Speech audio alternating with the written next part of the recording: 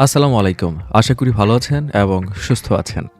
আজকের ভিডিওতে খুবই ইম্পর্ট্যান্ট একটা ডিভাইস সম্পর্কে আপনাদের পরিচয় করে দিব। আর সেটা হচ্ছে পোর্টেবল নেবুলাইজার মেশিন।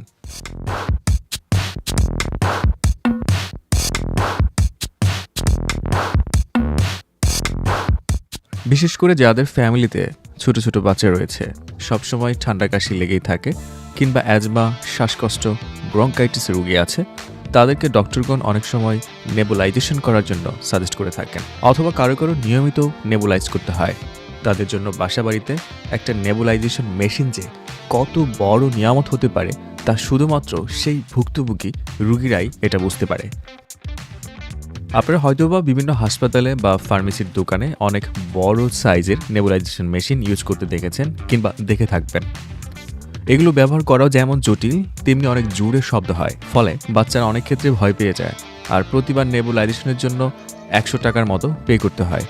ইত্যাদি সমস্যার সমাধানে আপনার জন্য পারফেক্ট চয়েস হতে পারে এই পোর্টেবল নেবুলাইজার মেশিন, যা একদম শব্দহীন এবং চাইলে এটি পকেটে নিয়েও ঘোরা যায়। পোর্টেবল নেবুলাইজার মেশিনের কার্যকারিতা, ব্যবহার করার নিয়ম, কোথা থেকে কিনতে পারবেন, কেমন টেকসই হয় ইত্যাদি সব বিস্তারিত তথ্য থাকবে আজকের ভিডিওতে। তো চলুন শুরু করা যাক। শুরুতেই আসুন জেনে নেই এই মেশ পোর্টেবল নেবুলাইজার মেশিন আসলে জিনিসটা কি। সংক্ষেপে যদি বলি, আপনি বড় সাইজের নেবুলাইজেশন মেশিন দিয়ে যা যা করতে পারবেন, এই মিনি পোর্টেবল নেবুলাইজার দিয়ে একই কাজ করতে পারবেন।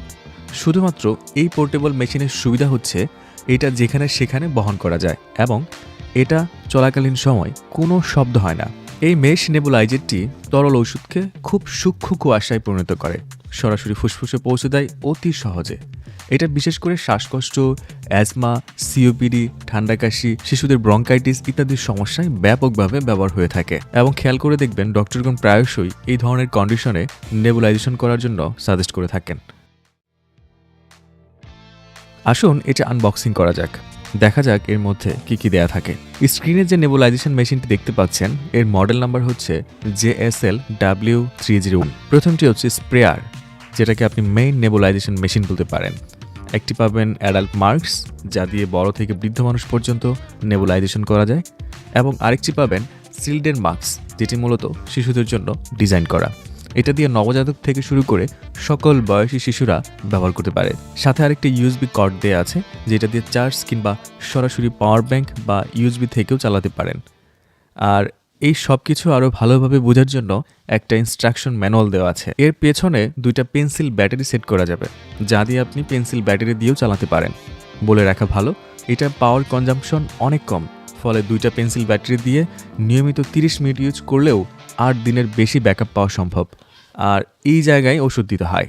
ডাক্তার আপনাকে যে ওষুধ যতটুকু পরিমাণ সাজেস্ট করবেন, ঠিক ততটুকু পরিমাণ ওষুধ এখানে ঢালবেন।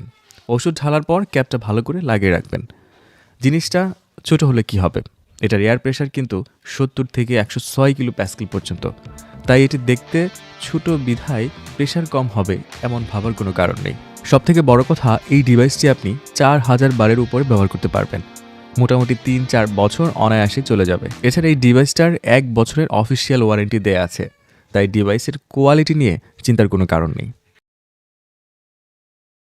আসুন জানা যাক মূলত কাদের জন্য এই পোর্টেবল মেশ নেবুলাইজারটি উপযোগী। বিশেষ করে যারা অ্যাজমা রোগী আছেন, তাদের জন্য এটা বিশেষ প্রয়োজনীয় একটি ডিভাইস। আপনি চাইলে যখন তখন ইউএসবি চার্জারের মাধ্যমে অথবা ব্যাটারি দিয়েই এটা যেখানে সেখানে ইউজ করতে পারেন। অ্যালার্জিতে শ্বাস আটকে যাওয়া রোগীদের ডক্টর নেবুলাইজেশন করার জন্য সাজেস্ট করতে পারেন। এই ধরনের একটা ডিভাইস যদি আপনার বাসায় থাকে, আপনি চাইলে বাসায় বসেই এটা ব্যবহার করতে পারেন। সিওপিডি চিকিৎসায় যারা আক্রান্ত, মানে যারা দীর্ঘদিন যাবৎ বুকে সমস্যায় ভুগছেন, তাদেরও ডাক্তারের পরামর্শ নিয়ে নেবুলাইজেশন করতে হয়। তাদের জন্য এটা একটা প্রথম পছন্দের জিনিস হতে পারে। শিশুদের শ্বাসকষ্ট, ঠান্ডা কাশি, কফ জমাট প্রতিরোধে ডাক্তার প্রায়ই নেবুলাইজেশন করার জন্য সাজেস্ট করে থাকেন। কিন্তু বড় মেশিনগুলোতে অনেক শব্দ হয়, ফলে শিশুরা ভয় পেয়ে যায় এবং নেবুলাইজেশন করার সময় প্রচুর কান্নাকাটি করে, যা অনেক সময় বিরক্তিকরের কারণ হয়ে দাঁড়ায়। ফলে নেবুলাইজেশন করতে বাচ্চা মায়েদের অনাগ্রহ হতে দেখা যায়।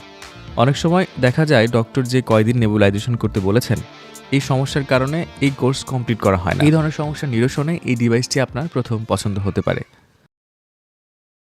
নেবুলাইজ করার আগে যে জিনিসটা মাথায় রাখবেন তা হচ্ছে, ডক্টর যেভাবে যে ওষুধ দিয়ে যতক্ষণ সাজেস্ট করবেন ঠিক ততক্ষণ নেবুলাইজ করবেন। কোন ওষুধ কতক্ষণ পর্যন্ত নেবুলাইজেশন করবেন তা প্রেসক্রিপশনে লেখা থাকবে। ওই মোতাবেক নেবুলাইজেশন করবেন এবং কত দিন দিতে হবে সেটাও ডক্টর আপনাকে বলে দিবেন। আর প্রতিবার নেবুলাইজেশন করার পর মাস্কটি ভালো করে ধুয়ে সংরক্ষণ করবেন। এরকম একটা ভালো মানের নেবুলাইজার মেশিন যদি আপনি বাজার থেকে কিনতে যান, তাহলে আপনার ১,০০০ টাকা থেকে ১,২০০ টাকার মতো খরচ হতে পারে। কিন্তু ভিডিও ডিসক্রিপশনে একটা লিঙ্ক দেওয়া থাকবে, যেখান থেকে আপনার মাত্র 850 টাকায় পেয়ে যাবেন। তবে এই অফারটি থাকবে সীমিত সময়ের জন্য। আশা করি এই পোর্টেবল নেবুলাইজার মেশিন সম্পর্কে মোটামুটি একটা ধারণা পেয়েছেন।